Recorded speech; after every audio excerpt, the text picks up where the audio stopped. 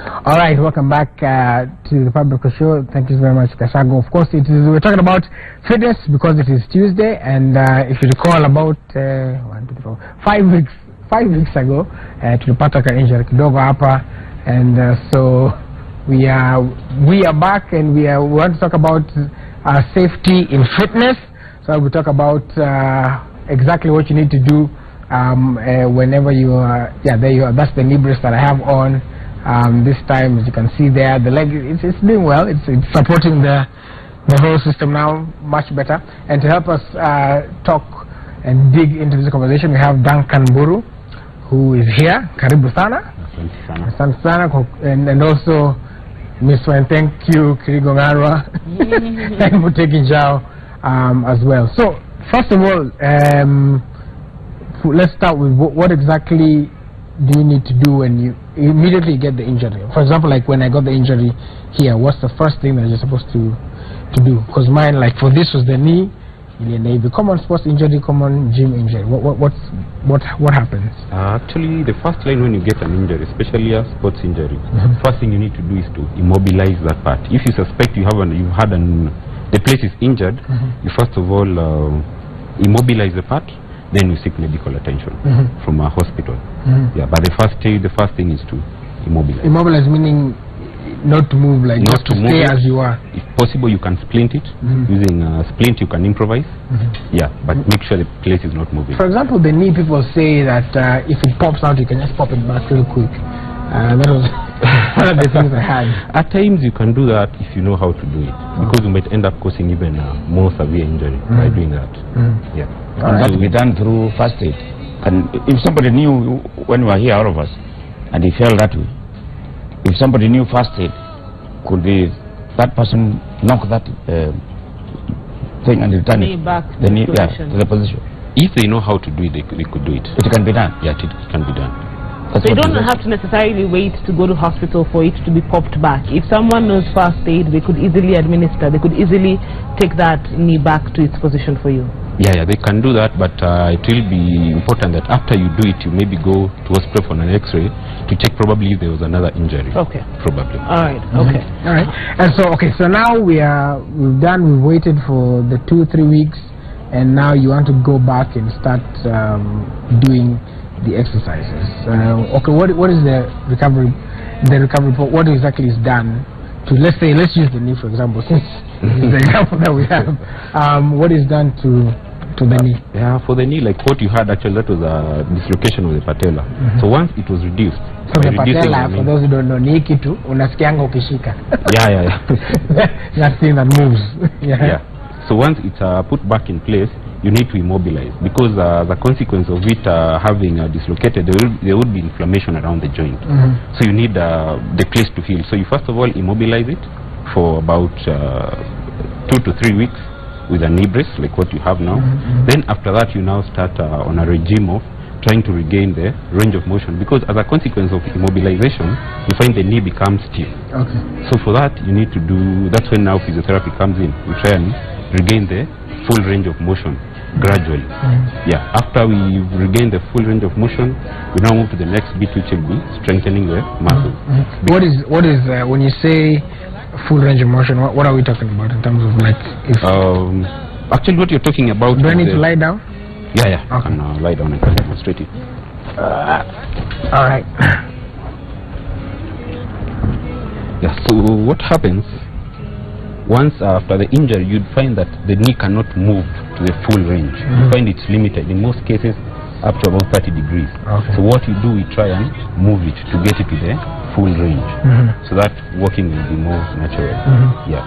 So after that, we gotten the full range of motion, now move to the next bit, which will now be strengthening the muscles. Because another consequence of immobilization, the muscles waste because they've not been working. So we need to get them strong. Yeah. So before we go deeper into that, I think it's important to identify some of the injuries that people experience while they're exercising. We've seen what happened to Raburu. Dislocation of the patella is one of them. What are some of the other injuries that can occur while you're exercising? when exercising, and especially if your muscles are not strong, meaning your muscles are not well toned, you would end up with injuries. Like at the knee, we have various structures. Well toned means what? When They're not toning, strong. Well, Not strong enough. People outside think toning is something to do with perfume or or something like that. No, by toning, what does toning mean? I mean the muscles are not strong enough. Yeah. Okay. Yeah. So you find like at the knee we have different structures. Like Raburu, that was the patella. We still have other structures inside the joint. We have the ligaments. We have the tendons. We have the knee. We have the cruciate ligament. So any of those structures can get injured. Okay. Yeah. Okay. All right, so let's continue now with the you know, recovery process. So there's the issue of motion, and like you said, it needs to be. He's not at full motion yet. It's at full motion actually. Oh, It's only that range of motion. Oh, okay, It's only that already. he has the brace on. Sorry. With the brace on, he can't fold it up to the full range. But we got the full range of motion. Okay. Okay. All right then. Willis, you can All right. continue. So then, so after this, what kind of exercise? When now, let's say you want to go to the gym, you want to resume, because again you have to continuously strengthen the muscle, right? So what kind of exercises when I go to the gym? What is my gym instructor? What kind of exercises am I doing? First of all, especially with fitness, one mistake most people do is they start with high impact exercises, like what you're doing. You know, the first exercise you're doing a star jump, you're running. That way, actually, when the muscles are not as strong, there's that danger of having an injury at the joints. So what you need to do first of all when you're starting to exercise, you start with non-weight bearing exercises. By non-weight bearing, I mean you're not on your feet. You can do mat exercises. You can use, like in the gym, you can start with a bike. You can lift weights. But don't start with, say, the treadmill or the cross trainer. You should start with the bike or the weights first. Once your muscles are strong enough, now you can move into the second stage. Can he jump? Sorry? Can he jump? Right now, I would not advise him to do that. If he went to the gym and then the gym person told him jump. There is a danger again of having an injury, a repeat injury. Okay. Okay. So now, Willis, for now, it's riding the bike. Yes, riding the bike and lifting weights with the leg. Okay. Yes. All right. There's an issue of perhaps, you know, a year or two after what happened to him. Let's say he decides to go back to the gym and decides to be very active. Yeah.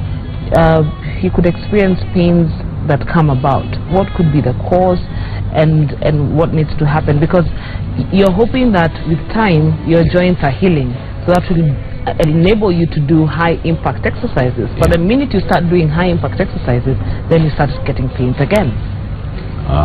If you're having actually pain in the joint, that means there's something wrong with the joint. You should actually, when you're doing high impact, if you're having pain in the muscles, that is fine. The muscles will get used to the exercise. Yes. But once you start having pain in the joint, that shows probably you're not yet ready for the high impact exercises. Okay. Because once the muscles are strong enough, they also protect the joints. So when you're working, actually it's the muscles which will be working, and you won't have that strain at the joint. Yeah. Okay. I go to the gym and I do all these kind of things. But when I'm going through steps, climbing steps, I feel pain on the joints. Yeah, because you're starting now from where you're not supposed to, because you're doing the high impact ones before. You see, the danger with doing the high impact, if the muscles are weak, there's a lot of wear and tear. You can imagine the pounding at the joint, because the muscles are not as strong. So that pounding, you might not feel it today or tomorrow, but over time, there's a lot of wear and tear at the joint. So eventually you now end up with a joint pain. That's why we would not advise someone like, say, Raburu to start with running. Because with his weight, once he's running, at every point the foot is hitting the ground, there's that impact at the joint. So you add that to the momentum, that continuous pounding, you increase the wear and tear, and there's that danger of developing early arthritis.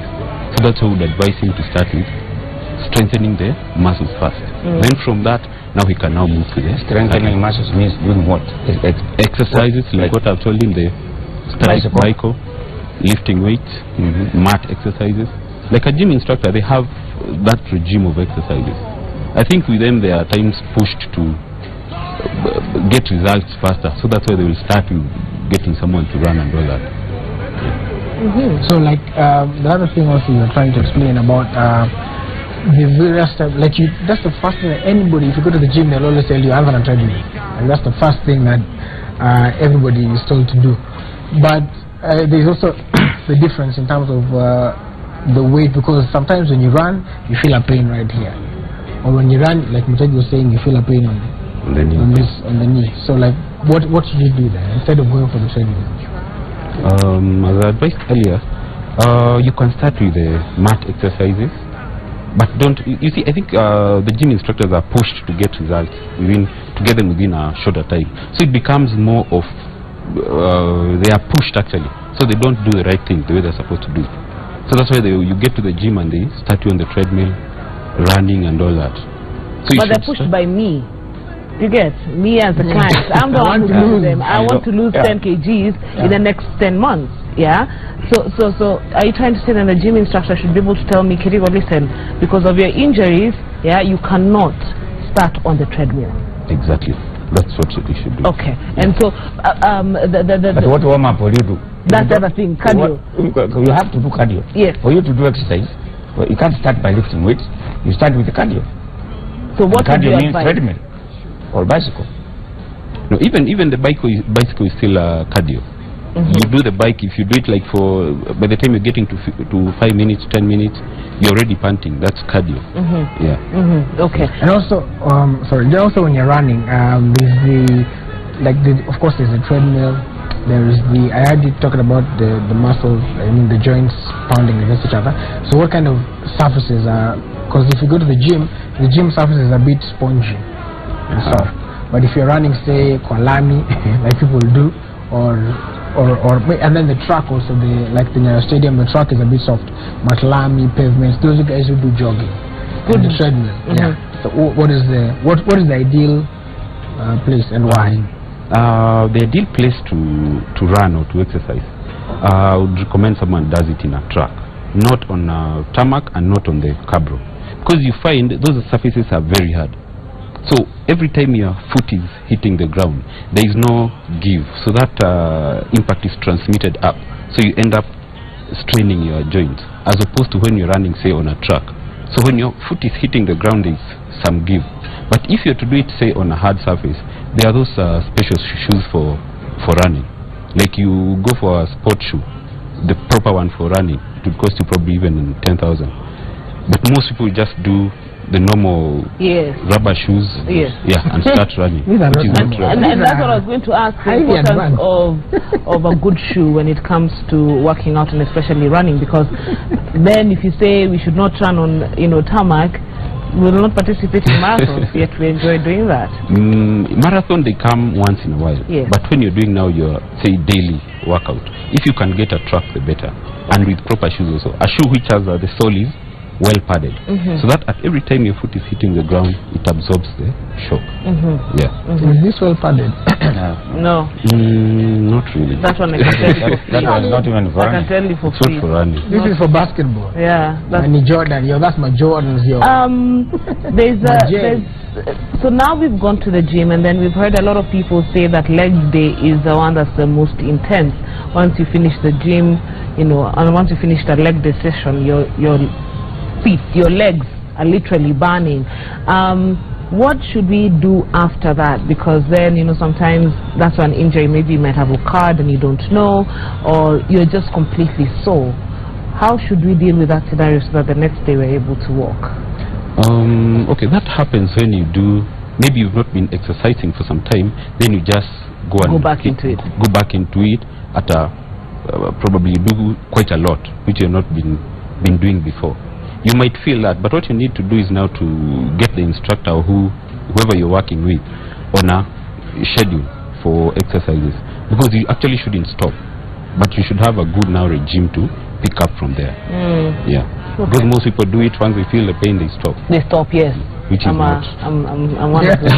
I'm one of those students. And then I also saw a video somewhere in my free time, since I was away for a while, of describing how people should run.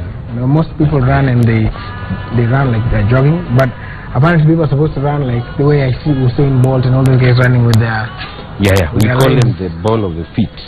Actually, this is how you should always land with the ball of your feet, but with the ball of the feet here, like but you find but you'll find most people will just be hitting the ground with the whole leg. That means, you see, even your muscles are not well toned. But you see, for like professional runners, you always see them run in this pose. Because in this way, you're not straining. Actually, it's the muscles working all the way from down to up. There is no strain at the joints. Yeah. But once you hit the ground with the whole foot, that impact now comes up. It's not absorbed anywhere by the muscles. But once you land on the ball of the feet, the impact is absorbed by the muscles. Okay. Yeah. Can you do that on a treadmill? Then I feel like you'd fall forward if you're at the gym. But it's something that you can do on a treadmill. You can do on a treadmill. Probably you can incline it. Okay. Yeah, once you incline it. Though again, with the treadmill, another problem we have those repetitive injuries. You see, with the treadmill, once you're running with the treadmill, every step, say you're running for 10 minutes, every step will be exactly the same. So it will actually be in one plane, as opposed to someone who is, say, running on a track. Someone who is running on a track, the terrain varies. So you find they're able to exercise more muscles and they become more stable. But if you're just doing it on the gym, you might even end up getting a repetitive injury because of the plane that you're running on. Yeah. Okay. And what is the danger of that? What you're saying, like, why shouldn't we do this and let that shock be absorbed? What's the danger of it? The danger, actually, once you hit the ground, you see, at the joint, you have the cartilage which lines the joint. Yes. So at every time there is that movement, the leg is falling and straightening. So when it's hitting the ground, you find that the surfaces come together.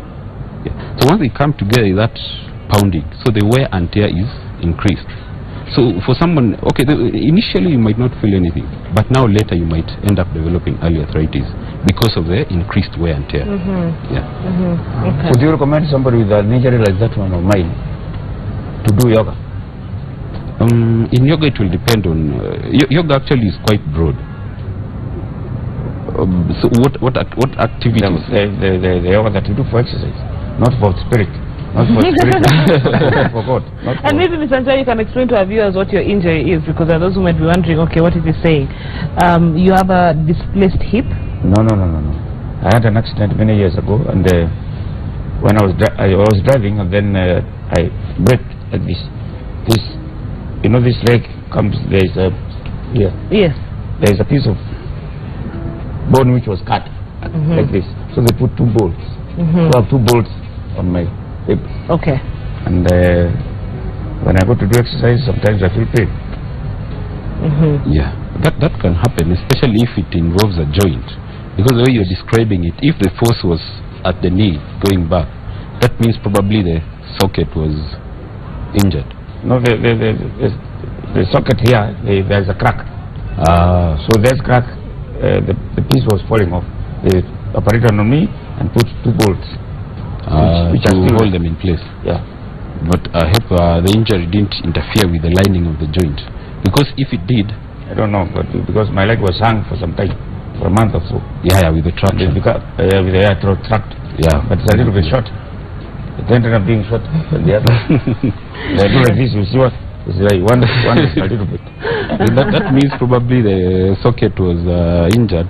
That's why I would recommend actually you really do a lot of exercises, not weight bearing. Don't run, don't walk. If you could start with like a static bike, that is very good. Mat exercises, because you really need to strengthen it. Because also you find with time as you age, your body becomes weak, so you have even more strain on the joints. So with an old injury, for you developing debilitating arthritis might be something that will happen very soon. Yeah. Okay. Interesting. Pause there. Of course. Any other question? I know I was trying to poke at you, but it's okay. No. It's all right. So of course there you go. Those are just some of the tips and the comments on how you should run. My takeaway, of course, is ya kukimbia, which I think is such a thing that most people do, because personally nikikimbia also because of the weight. Yeah. You feel some pain on the so we're going to get so I'll go get better shoes and get more in shape. We hope that you've been informed, of course, so yeah, the breast never talk us. Yeah, you are doing that day, which made you fall. Can you do it now? No, not Mr. Man. He's actually doing his. He was doing a star jump. No, lunges. The lunges. We're doing like. They were Now we don't want another injury. They were doing like this. Like this. Okay, Mr. And I can do that. But No. I hear those things. I hear this. Because actually another thing, Yes. at times you find it's not the weight really which matters, it's how strong someone is. Because you'll find like those guys who are playing like rugby, you find guys who are like 120 kgs, 130, True. but that guy, you cannot say that guy is overweight, because what they have actually, their muscles are very strong. So at times it's not really about weight, it's how strong a person is. Because you find even people who are like 50 kgs, 60 kgs, but they are very weak. You find someone who is 90, 80, but they are very strong. Yes. So actually we look at how strong a person is, not about weight. Okay. Yeah. Okay. So I'd want to know your key pointers when it comes to safety and fitness. I know the shoe has to be correct, has to have some form of padding. Yeah. Take it up from there. Actually the schedule for the exercise should be pre-planned before, so that you have something like you have a time plan of what you need to do, but you have to do it gradually. Okay. You just don't go on the first day and you want to do everything. Yes. You have to build it up gradually. Yes. Because you see, actually the human body is highly adaptive. It adapts to situations which are the body is subjected to. So if it's exercise, it adapts gradually. So you go on and increase gradually. Yeah. Okay. All right. Thank you very much for joining us this morning. Thank you. Right, of course, thank you again. That is the doctor. No. Duncan Boo is a physiotherapist at the Mentally Health Center, so thank you so much for coming. And as you can see, brace ni kutumia tu when you're exercising, because again, if you overuse it, so if you overuse it, again the muscles will become weak. So sometimes you take it off like I did, and just unless you're exercising or something, there are different types. So thank you so much for coming, and we appreciate, and we hope that you've learned something new in terms of safety and fitness. Always be safe as much as you want to push yourself, and try to be as safe as you can so that you don't end up injuring yourself during the process. So that's all the time we had for today. My name is Willie Saburu, reminding you as always that successful people look like you, and of course the great Manchester United. All right, thank you very much for joining us this morning on the Power Breakfast Show. We're hoping that you've been informed, you've been educated, and you have been entertained.